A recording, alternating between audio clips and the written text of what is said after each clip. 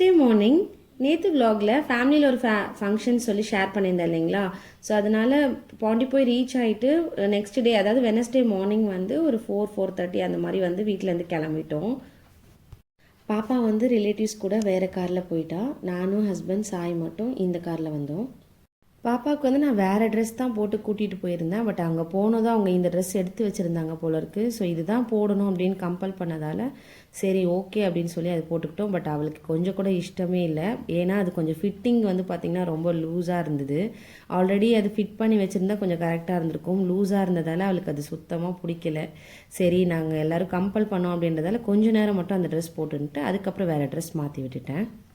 திருக்கடையூர் கோயிலுக்கு தான் போயிருந்தோம் ஒரு 60th மேரேஜ் ஃபங்க்ஷனுக்கு. ஸோ எல்லாமே நல்லபடியாக முடிச்சுட்டு அங்கேருந்து வந்து கொஞ்சம் சீக்கிரமாகவே கிளம்பிட்டோம். சென்னை வந்து ரீச் ஆகும்போது நைட் ஆகிடுச்சு. என்னோடய வீடியோஸ் பிடிச்சிருந்தா மறக்காமல் சப்ஸ்கிரைப் பண்ணிக்கோங்க. நாளைக்கு மினி vlogல பார்க்கலாம்.